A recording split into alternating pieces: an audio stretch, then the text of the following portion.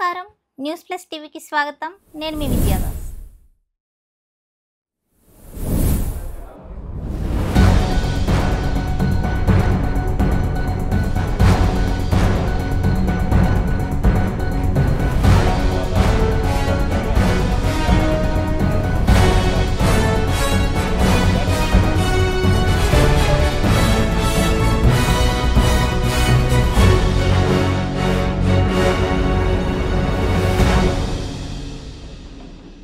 MLA గారు పొద్దున phone చేసి కలెక్టర్ని కూడా అడిగినారు, లెటర్ కూడా పంపిస్తారు. 5 సంవత్సరాల్లో వైఎస్ఆర్ కాంగ్రెస్ ప్రభుత్వం ప్రజల నుంచి చెత్త పన్ను పేరుతో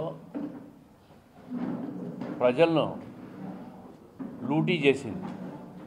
ఏదైతే తెలుగుదేశం ప్రభుత్వం వచ్చిన తర్వాత చెత్త మీద వేసిన చెత్త పన్నును తీసివేస్తామని చెప్పి ముఖ్యమంత్రి గారు ఎన్నికల హామీగా చెప్పారో దాన్ని స్పష్టంగా అమలు జరుగుతూ ఉంది ఈ ప్రభుత్వం వచ్చిన తర్వాత.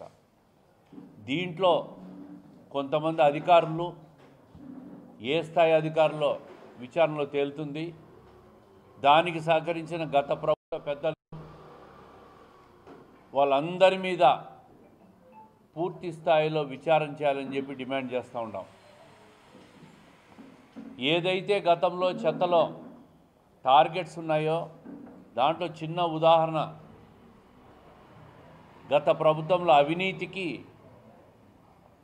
పరాకాష్ఠ ఏంటంటే 22వ సంవత్సరము మార్చిలో 35 లక్షలు టార్గెట్గా ఉంటే కలెక్షన్కు 79% కలెక్ట్ అయింది. అదే ఏప్రిల్లో 74% కలెక్ట్ అయింది. అదే సంవత్సరం 22 మేలో 70% కలెక్ట్ అయింది. 22వ సంవత్సరం అదే సంవత్సరం జూన్లో 66% కలెక్ట్ అయింది. ఆగస్టుకు వచ్చేసరికి 45% పడిపోయింది. 23వ సంవత్సరం విషయానికి వస్తే మేలో 33% పడిపోయింది, జూన్లో 27% పడిపోయింది, జూలైలో 30% పడిపోయింది, ఆగస్టులో 24% పడిపోయింది. అంటే మే 22లో మార్చి నుంచి ఆగస్టు వరకు చూస్తే 65-70% కలెక్షన్ శాతం పడిపోయింది టార్గెటెడ్ అగెనిస్ట్గా. 23వ సంవత్సరానికి వస్తే కేవలం 30% పడిపోయింది. దీనికి ఎవరు బాధ్యులు? ఈ సంవత్సర కాలంలో చెత్త మీద చెత్త పన్ను లేదు. ఈ ప్రభుత్వం వచ్చిన తర్వాత ఏదైతే అవినీతికి అలవాటు పడ్డారో, కక్కుర్తికి అలవాటు పడినారో దానికి ప్రజాప్రతినిధులు గత ప్రభుత్వంలో పెద్ద పెద్ద ప్రజాప్రతినిధులు గత ప్రభుత్వంలో ఉన్న వాళ్ళు సహకరించినారో అదే అలవాటుగా మారి ఈ ప్రభుత్వంలో కూడా ఇదే అవినీతిని కొనసాగించే ప్రయత్నం చేసినారు. చిన్న ఉదాహరణ, 2023లో క్లాప్ ఆటోలు కలెక్షన్ టార్గెట్కి అగెనిస్ట్గా చెత్త పన్ను కలెక్ట్ చేసేటప్పుడు టార్గెట్కి అగ్నిస్ట్గా 30% పడిపోయిందంటే ఈ 70% ఎవడు తిన్నాడు 2023 సంవత్సరంలో నేను అడుగుతా ఉండా. అధికారుల ప్రోద్బలంతో మరి అప్పుడు ప్రభుత్వ పెద్దలు తిన్నారా? సమాధానం చెప్పాల.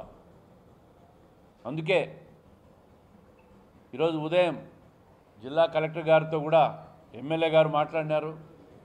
తన లేఖ కూడా పంపిస్తూ ఉన్నారు. ఇప్పుడు కమిషనర్ గారితో మాట్లాడినారు. జాయింట్ కలెక్టర్ ఆధ్వర్యంలో ఒక ఎంక్వైరీ కమిటీని వేసి కార్పొరేషన్లో ఎంత పెద్దలున్నా దానికి సహకరించిన మాజీ ప్రజాప్రతినిధులు ఉన్నా, ఎంత పెద్దవాళ్ళున్నా అవినీతికి పాల్పడిన వాళ్ళ మీద క్రిమినల్ కేసులు బుక్ చేసి చర్యలు తీసుకోవాలని చెప్పి జాయింట్ కలెక్టర్ ఆధ్వర్యంలో కమిటీని ఏర్పాటు చేయాలని చెప్పి ఎమ్మెల్యే గారు ఇప్పటికే కలెక్టర్ను కోరినారు. ఖచ్చితంగా కలెక్టర్ గారు కూడా ఎంక్వైరీ చేస్తామని చెప్పినారు. దీని మీద పూర్తి చర్యలు తీసుకోవాలని చెప్పి కోరుతూ ఉంటాం. అవినీతికి పాల్పడి అధికారులను బలి చేయడం గత ప్రభుత్వంలో ఆనవాయితీగా మారిపోయింది. చూస్తా ఉన్నాం పెద్ద పెద్ద కుంభకోణాలు. ముఖ్యమంత్రి స్థాయి నుంచి ఐఏఎస్ అధికారుల నుంచి కింద స్థాయి అధికారులను కూడా వాళ్ళ అవినీతికి బలి చేసి వాడుకుంటూ ఉన్నారు. అమాయకులైన అధికారులు వాళ్ళ ప్రలోభాలకు బలైపోయి వాళ్ళ ఒత్తిడికి గురై గత 5 సంవత్సరాల్లో కూడా ఏ స్థాయి అధికారులు ఆ స్థాయికి సంబంధించిన వాళ్ళందరూ కూడా అవినీతికి పాల్పడి చివరకు ప్రజల నుంచి వసూలు చేసే చెత్త పన్నును కూడా అవినీతిమయంగా చేసి దాన్ని కూడా తిన్న పరిస్థితిని ఈ ఎంక్వైరీలో బయటపడతాయి. 2023 సంవత్సరంలో 30% టార్గెటెడ్ పడిపోయిందంటే మరి ఆ సంవత్సరంలో 70% కలెక్ట్ కావాల్సిన మిగతా సొమ్ము ఎవరు తిన్నారని చెప్పి విచారణలో బయటపడాలి. తప్పు చేసిన వాళ్ళందరూ కూడా శిక్ష అనుభవించాల్సిందే. వీళ్ళు కూడా ఈరోజు పాత మాజీ ప్రజాప్రతినిధులు చూస్తూ ఉన్నాం, గత ప్రభుత్వంలో పెద్దలు వాళ్ళు కూడా అవినీతికి గురించి మాట్లాడే పెద్దలు అయిపోయినారు. చేసింది మీరు, చేయించింది మీరు, బలి చేస్తూ ఉండేది అధికారులను. అందుకే జాయింట్ కలెక్టర్ ఆధ్వర్యంలో విచారణ కమిటీ వేసి పూర్తి స్థాయి దర్యాప్తు జరిపి ఎక్కడెక్కడ ఎవరైతే అవినీతికి పాల్పడ్డారో చట్టపరంగా వాళ్ళ దగ్గర చర్యలు తీసుకొని క్రిమినల్ చర్యలు నమోదు చేయాలని చెప్పి ఇప్పటికే జిల్లా కలెక్టర్ గారిని ఎమ్మెల్యే గారు లేఖ ద్వారా కోరినారు.